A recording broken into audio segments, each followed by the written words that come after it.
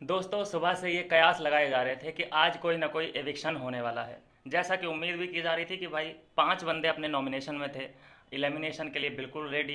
Bottom 2 में थे अरमान और दीपक जी। इन दोनों में से ही किसी ना किसी एक को जाना था। अब ये जब फैसला दिया गया बाहर वाले को, आई मीन लव कटारिया फिर से बाहर वाला है, उनको फिर से ये अपॉर्चुनिटी दी गई, पावर दी गई कि भैया चुनो इनमें से किसको बाहर भेजना है। तो भाई साहब ने सबको ही चुन लिया, सबको सेव कर लिया। अब इसके पीछे का लॉजिक क्यों ऐसा किया लव कटारिया ने, सबसे पहली बात तो ये है। ऐसे ही नहीं, कोई कुछ ऐसे ही नहीं करता है कि बिना फालतू में डिसीजन ले लिया। इसका मतलब ये है दोस्तों कि अगर वो अरमान को बाहर भेज देता तो शक पड़ जाता सभी घर वालों को कि भाई ये लव कटारिया है बाहर वाला।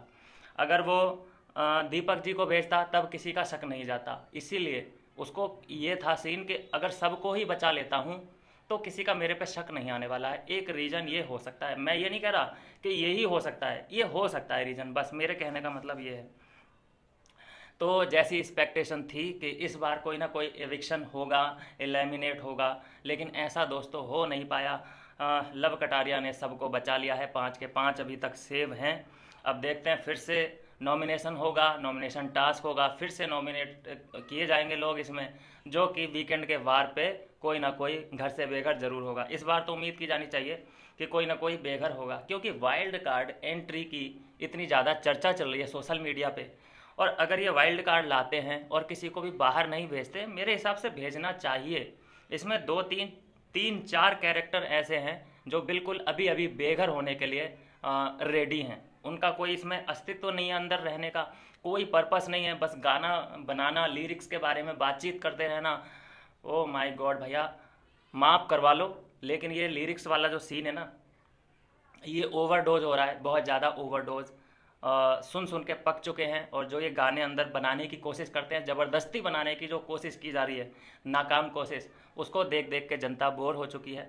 3 4 लोग हैं जो कंटेंट दे रहे हैं प्रॉपर। अरमान को भी बोलूँगा कंटेंट दे रहा है वो, चाहे विलेन है वो घर का, लेकिन वो कंटेंट दे रहा है। विशाल की तरफ से कंटेंट आ रहा है, शिवानी कंटेंट दे रही है बिल्कुल पावरफुल तरीके से। और कटारिया की तरफ से भी कंटेंट मिल रहा है। और मकबूल, हाँ मकबूल को कैसे भूल सकते हैं, उधर से भी कंटेंट मिल रहा है, क्योंकि उसकी जो 3 ग्रुप हैं, तीनों में वो बराबर बैठती है और तीनों को ही समझ नहीं आ रहा है कि भैया ये है किसकी तरफ। इसीलिए वो देखना बहुत बुरी तरीके से डूबने भी वाली है। तो देखा ये जा रहा है फिलहाल जो लाइव चल रहा है उसमें मकबूल अभी तक नेजी से चिपकी हुई हैं, उनके साथ बॉन्ड क्रिएट करने की कोशिश की जा रही है। क्योंकि नेजी को क्या होता है कि लिरिक्स के बारे में बातचीत करना पसंद है, सॉन्ग के बारे में बातचीत करना पसंद है।